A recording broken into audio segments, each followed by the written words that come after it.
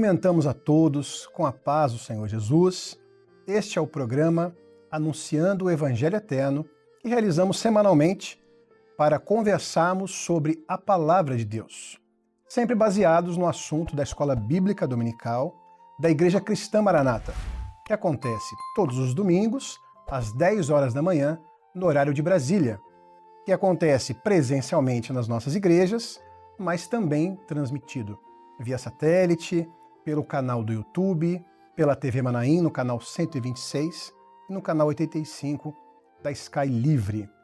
Hoje, para este programa, estamos aqui no estúdio com os pastores Júlio Filgueiras. Paz do Senhor, pastor Júlio. Paz do Senhor aos pastores e todos que participam conosco deste programa. E também com o pastor Jerônimo Silva. Paz do Senhor, pastor Jerônimo. Paz do Senhor aos nossos pastores aqui e aos irmãos que nos acompanham. Hoje daremos continuidade ao assunto das 7 igrejas da Ásia que estão registradas no livro do Apocalipse. De maneira especial, nós vamos continuar estudando, aprofundando um pouco mais, a carta à igreja de Pérgamo. E o tema do programa de hoje é o combate à operação do erro. Eu gostaria de pedir aqui ao pastor Júlio Filgueiras que faça uma breve explicação daquele quadro, pastor Júlio, que sempre apresentamos para situar aqueles que participam conosco do nosso estudo às 7 cartas. Perfeitamente. Esse quadro é um quadro que nós apresentamos sempre no início dos programas e eles mostram de maneira didática as 7 igrejas que encontramos no livro de Apocalipse, Éfeso, Esmirna e as demais. Logo abaixo, o significado dos nomes, abaixo, o período profético de cada igreja, seguindo para os 7 Espíritos de Deus e as parábolas correspondentes no Evangelho segundo Mateus capítulo 13. Estamos na terceira, a igreja de Pérgamo, cujo significado é o casamento, através do casamento que profeticamente é o casamento pervertido. Que casamento foi esse? Da igreja com o Estado.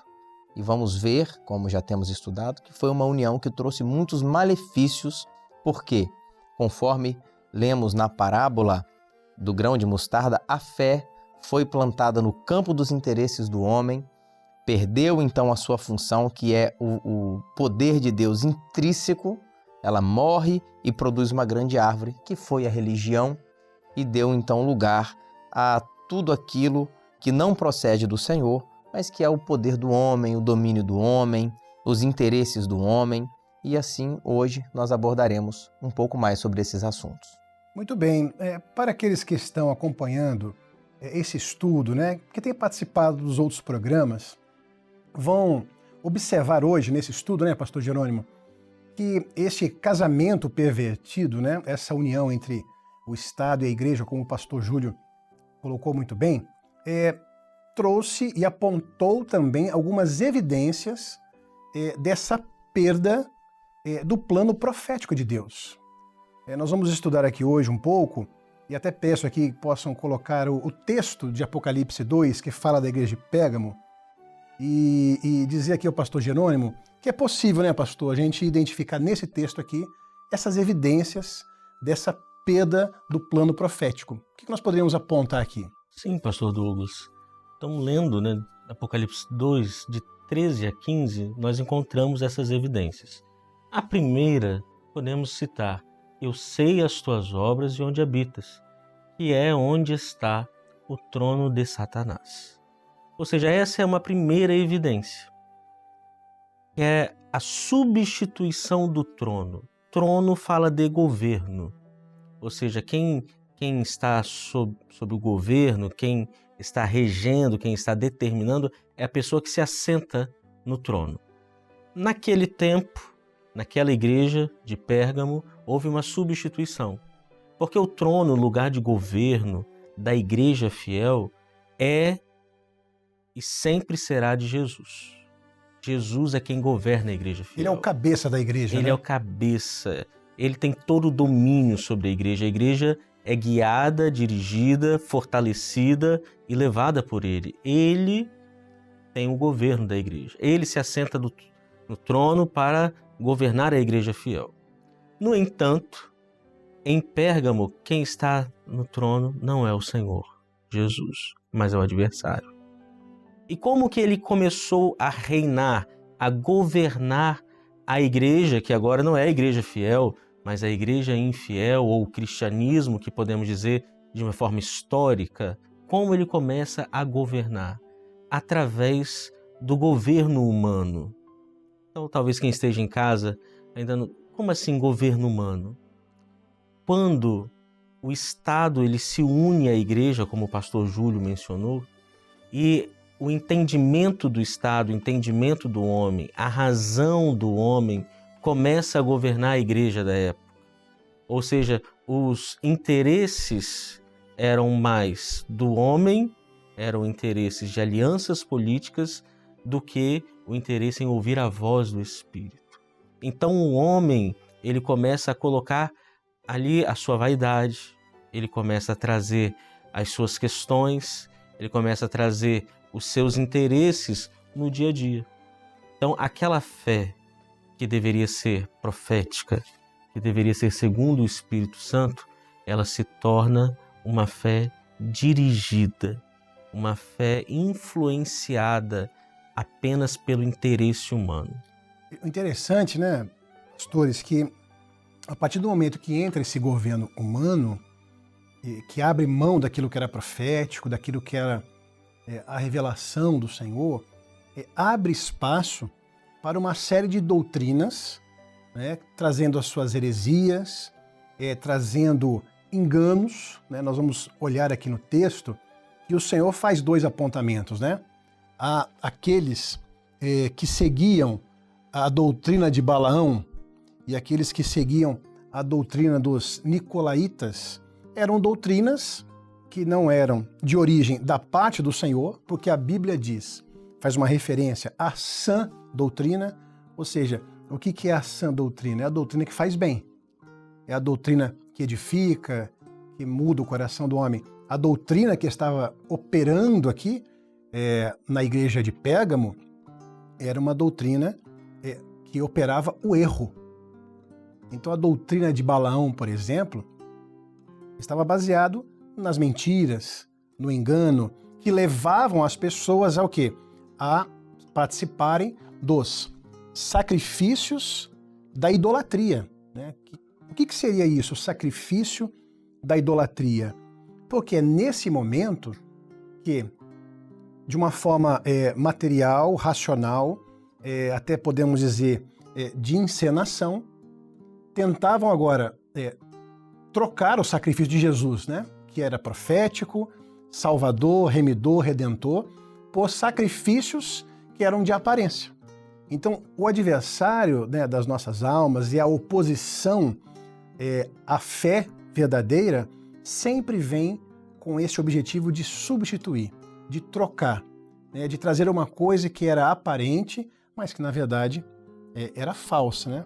Doutrina fala de ensino, ou seja, aquilo que foi trazido das épocas anteriores, uma operação do mal que foi crescendo no meio da igreja e que se estabelece como uma doutrina. Não é isso, pastor Júlio? Exatamente. A própria expressão bíblica falando sobre esse personagem Balaão, ela remete à história no Antigo Testamento de Balaão, quando ele dá conselhos a Balaque, que era rei de Moabe, dos Moabitas, para que houvesse uma mistura do povo de Deus, do povo santo do Senhor, com as mulheres moabitas, o que trouxe para dentro de Israel toda sorte de idolatria. Então, por isso, o livro de Apocalipse faz essa menção, porque isso acontece agora na vida da igreja, do cristianismo, a mesma coisa. Era um ataque contra a fé verdadeira, que tinha o Senhor Jesus como único Salvador, o Deus verdadeiro como único que deveria ser adorado. Agora, mais uma vez, vem uma doutrina que traz elementos do paganismo, que tinham vários deuses, várias adorações que não eram ao único Deus, e eles trazem isso para dentro do cristianismo. Interessante, porque, pastor Douglas, pastor Júlio, quando nós vemos a igreja de Éfeso, a doutrina que o Senhor dá, essa igreja formou a doutrina através do Espírito Santo.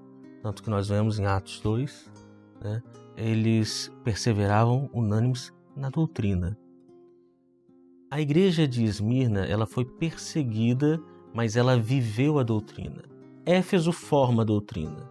A igreja de Esmirna vive a doutrina.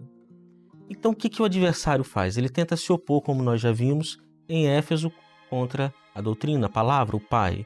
Em Esmirna contra o Senhor Jesus, tentando matar a igreja. Então, o que ele tenta fazer em Pérgamo? Ele tenta recriar o projeto de Deus, mas para essa vida. É um projeto paralelo, né? Exatamente. Porque em Éfeso, a igreja ela é fortalecida pelo quê? Pela doutrina.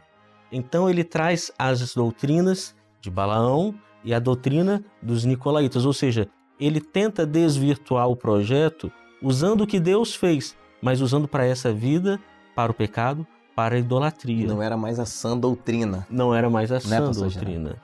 Então, vejam, quando nós entrarmos em Tiatira, nós vamos ver também uma outra questão, não é para agora, mas ele tenta usar daquilo que Deus formou a igreja, agora para fazer o quê? Uma deformidade na igreja. Então, é importante o irmão em casa, que está participando conosco, entender o que é a sã doutrina e o que é a doutrina que não vem de Deus. Nós precisamos entender isso. O oposto da sã doutrina é uma doutrina que envenena, que adoece.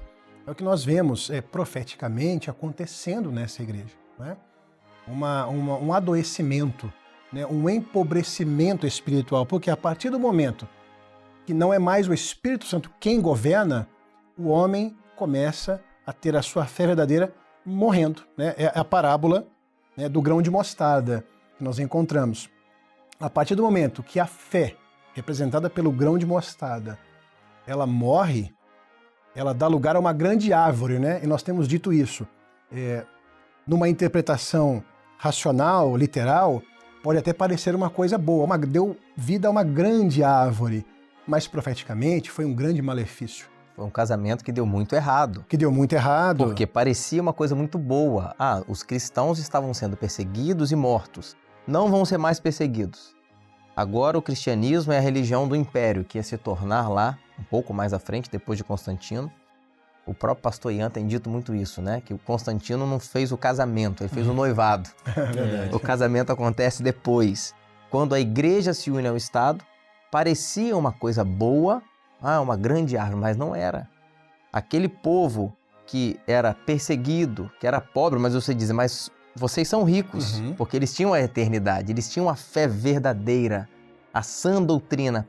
Agora não, eles são enriquecidos com as coisas materiais, porque o império agora financia a igreja, a estrutura humana da igreja, mas eles perdem o principal, a maior riqueza, que era a fé, que era o poder do sangue de Jesus, que era o profético. Então foi um casamento que trouxe resultados muito ruins, como Balaão fez lá atrás. Ao unir os homens de Israel com as mulheres moabitas, isso trouxe um resultado péssimo, que foi a idolatria. Um casamento com resultados muito ruins. E a expressão do texto, né? Lançava tropeços, ou seja, essa doutrina, a doutrina que não faz bem à alma, a doutrina que vem do homem, ela causa tropeços. O que é o tropeço? É a dificuldade de andar. Você esbarra ali, cai, machuca. E Jesus é o caminho, Ele é o caminho, né? Ele é o caminho reto, ele é o caminho maravilhoso. E agora, nós vamos ver também aqui, fechando esse texto, né? Que não era só a doutrina de Balaão. Porque quando o homem deixa o profético, vejam só a consequência, né? Começam a vir os ensinos, né? Vêm as oposições, e o homem se torna um homem materialista, que foi muito a doutrina dos nicolaítas, não é isso? Sim. Nós temos, por exemplo, uma ordem de Jesus, a gente está se aproximando do trombetas e festas. Ide por todo mundo pregar o evangelho. Então o evangelho ele vai alcançar toda a criatura através da mensagem da igreja. Houve uma substituição também. A igreja queria dominar agora o cristianismo, queria dominar o mundo, não era através da mensagem da salvação, era através do poder humano, de dominar através do poder, da política. Então você tem a igreja histórica, o cristianismo romano da antiguidade, lá quando ele nasceu, você tem essa concepção de que líderes estariam espalhados por lugares estratégicos para exercer um poder sobre o povo. Essa era a doutrina dos nicolaítas. Era trazer do Antigo Testamento como se fosse uma casta sacerdotal, um grupo que exerceria um poder. Você pega no Antigo Testamento, por exemplo, os reis eram ungidos pelos profetas. Havia em Israel uma comunicação do sacerdote com o rei, com os profetas, e ali o governo do Senhor. Eles querem trazer isso para o Novo Testamento, mas trazem na letra, trazem sem revelação. E não para proveito do evangelho verdadeiro. Eles trazem isso, mais uma vez, substituindo, trocando o projeto por uma coisa humana, nociva para a igreja e que faz com que a fé verdadeira morra e perca o seu efeito, que é salvar o homem, trazer o homem para a luz, para a revelação. Interessante, pastor Douglas, pastor Júlio, os nossos irmãos, que quando nós vemos em Éfeso, a carta à igreja de Éfeso, há referência aos nicolaítas, né? As obras dos nicolaítas que eu aborreço. Quando chegamos em Pérgamo, a doutrina dos nicolaítas que eu aborreço. Aquilo que era obra, pastor Gilson sempre fala, aquilo que era obra em Éfeso, em Pérgamo já tinha se estruturado como doutrina. Então, aquele ensino, aquele que havia começado talvez lá em Éfeso, em Pérgamo já havia se consolidado. E teve resistência lá em Éfeso, né, pastor Jerônimo? Porque aborreces a obra dos nicolaítas. Então, lá no início da igreja, quando a doutrina estava sendo estabelecida, houve uma resistência. Agora, aqui em Pérgamo, não. Eles já seguiam, não é isso? Seguiam as doutrinas. A doutrina. Mas é interessante que a expressão do Senhor em relação aos nicolaítas não muda. As obras que eu aborreço, a doutrina que eu aborreço. Aquilo que para Deus é errado, é errado. Deus não usa meias verdades, não tem uma verdade relativa, mas Deus é a verdade absoluta. Ou seja, aquilo que o Senhor Jesus diz, sim, sim, não, não, né? O que passa disso é procedência do maligno. Mas nós temos uma segurança, nós temos uma palavra firme de Jesus. E aquilo que Jesus diz que vai fazer em nossas vidas, nós podemos crer, nós podemos descansar, porque se Ele disse, fiel é o Senhor que prometeu. Glória a Deus. E nós vemos, né, pastores, e aqueles que estão nos acompanhando, que houve ali uma liberdade para que essas doutrinas elas crescessem, né? Ou seja, o plano profético de Deus foi desvirtuado, houve esse desvio, né? Houve esse desvio. E nós vemos até muita semelhança com os dias de hoje, né? Há um desvio em que o cristianismo ele tem se apoiado, né? Ou seja, aquilo que é profético, aquilo que é revelado, aquilo que é o governo do Espírito Santo tem sido deixado de lado pelo cristianismo de uma forma genérica, né? Estamos falando aqui de uma forma aberta, assim. Agora, pastor Jerônimo, nós vemos que Deus não ficou imóvel em relação a isso. O Senhor sempre operou e defendeu os seus fiéis, né? O Senhor sempre operou. E nós vamos agora ver aqui um pouco sobre a maneira como Deus combate essas oposições ao erro. Agora nós vamos ver um texto, companheiros, que representa muito bem a atuação de Deus no combate a esta operação do erro na igreja de Pérgamo. É esse texto que está aqui, Apocalipse 2,16. É uma palavra de conselho da parte do Senhor. Arrepende-te, pois quando não, em breve virei a ti, e contra eles batalharei com a espada da minha boca. Veja que interessante. Contra estas oposições e estas operações de erro e de engano e de heresias, existe apenas uma forma que Deus tem para agir, através da sua palavra. Pastor Jerônimo, a pergunta acho que é importante explicar para aqueles que nos acompanham, quando nós estamos falando aqui sobre a palavra que vence essa oposição, que palavra é essa? Essa palavra é a palavra revelada. A palavra revelada é aquela palavra que ela tem a ação do Espírito Santo nela, que faz o homem transcender, que faz o homem receber o profético, o mistério que está escondido, é a palavra viva. Essa é a palavra revelada. E vejam, por que o Senhor Jesus diz isso? Porque chegaria o tempo, lá na carta a Sardes, que essa palavra se manifestaria. Se manifestaria por quê? Porque ela ficaria escondida, e o Senhor Jesus faz essa promessa, porque virei contra eles e batalharei. Ou seja, a minha palavra, ela sairá. Amém. Ela sairá da minha boca para batalhar. Ou seja, quando Lutero, sendo usado pelo Senhor, ele começa a traduzir a palavra, alguns escritos, e naquele instante a palavra é difundida e nós podemos ter a certeza de que a palavra que sai da boca do Senhor é uma palavra poderosa. Ou seja, a revelação, porque a revelação é o que faz com que nós possamos vencer. A revelação nos esconde, a revelação ela traz a vontade de Deus. E há um texto, pastor Douglas, que está em João, Evangelho de João, capítulo 15, verso 3, que diz: vós já estáis limpos pela palavra que vos tenho falado. Glória a Deus. A palavra dele nos limpou. E pastor Jerônimo, pastor Júlio e a todos que participam conosco, o pastor Jerônimo fez uma colocação da palavra que estava escondida e que ela foi trazida de volta na época de Lutero.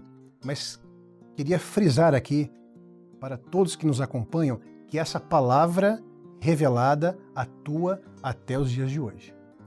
E é através dela que nós vamos vencer, porque é a palavra revelada que vence o mal, né?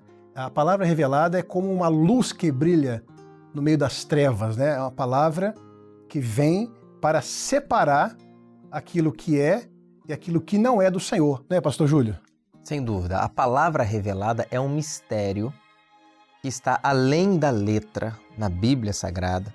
Quando você lê a Bíblia na dependência do Espírito Santo, no clamor pelo poder do sangue de Jesus, você alcança o mistério que está além da letra. Então, quando você tem a palavra revelada, o adversário das nossas almas, ele não consegue nos encontrar mais, porque essa palavra alimenta o nosso coração.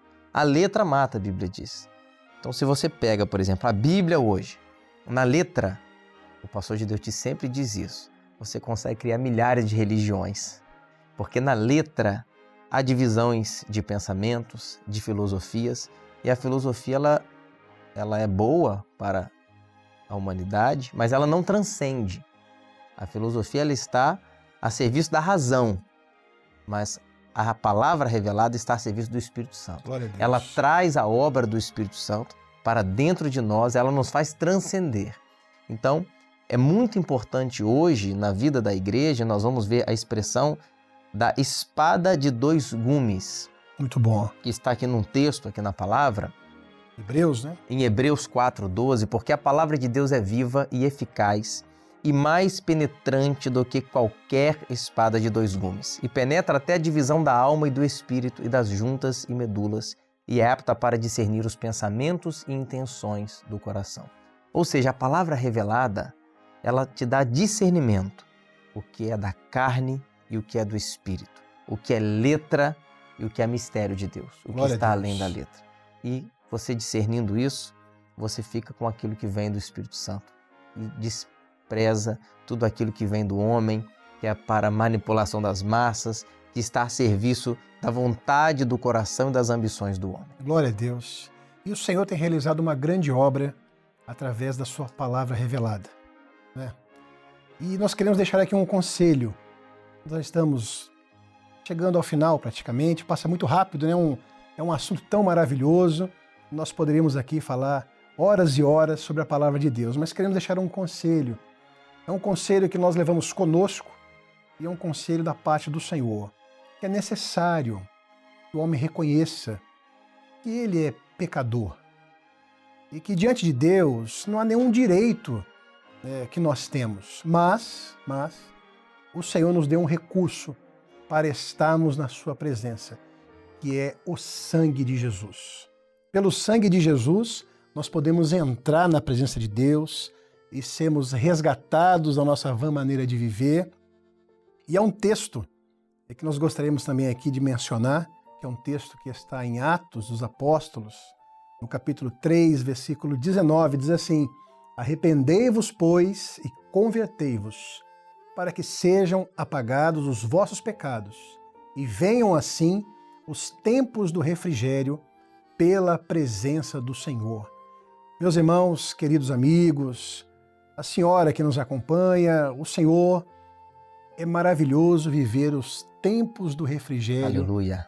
pela presença do Senhor. Glória a Jesus. Como é bom nós recebemos esse perdão, esta libertação, que só é possível vivê-la na obra redentora, sendo alvos de uma palavra revelada. Pastor Jerônimo, nós já estamos nos despedindo aqui, encerrando o nosso programa, mas seria muito importante deixar um conselho para aqueles que nos acompanham aqui. Bom, nós vimos sobre as falsas doutrinas, vimos sobre o governo errado, vimos sobre oposições, vimos sobre oportunidade. Você pode terminar esse programa, o senhor, a senhora, escolhendo o que quer. Talvez viver as falsas doutrinas não recomendamos. O engano, ter um governo que não é o de Cristo, mas nós queremos deixar aqui o conselho que é: viva com o Espírito Santo de Deus. Tenha o Espírito Santo em sua vida. Porque quando nós temos o Espírito Santo e temos a palavra revelada, nós podemos lutar, nós podemos continuar, podemos perseverar e podemos vencer a operação do erro. Somente pelo sangue do Cordeiro e pela palavra do seu testemunho é que nós vamos conseguir vencer. Então, querido, receba o Espírito Santo de Deus em sua vida. Tenha a palavra revelada pelo Espírito Santo. E o seu fim, o nosso fim, será o não da operação do erro, mas a operação da verdade, porque Jesus é a verdade. Glória a Jesus. Conhecereis a verdade e a verdade vos libertará. Aleluia. Quero deixar aqui um abraço aos pastores Júlio e Jerônimo. Uma alegria estarmos juntos aqui novamente. Alegria nossa. Prazer todo nosso. E um abraço a todos que nos acompanham. Nós incentivamos, deixe o seu recado no chat, interaja, coloque a sua contribuição, que tem sido uma grande bênção e sido edificante para este trabalho. Um grande abraço a todos e a paz do Senhor Jesus.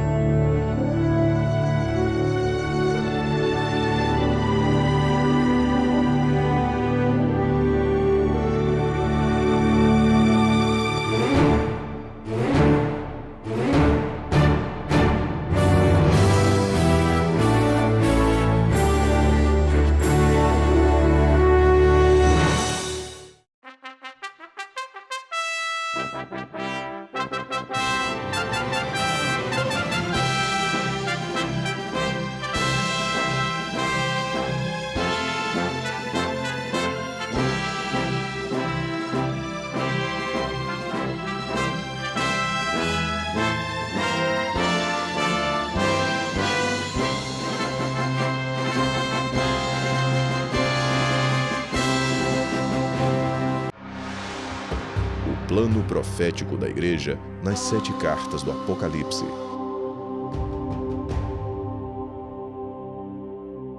Uma série que aborda o aspecto histórico e profético das 7 cartas do Apocalipse. Disponível no canal do YouTube oficial da Igreja Cristã Maranata.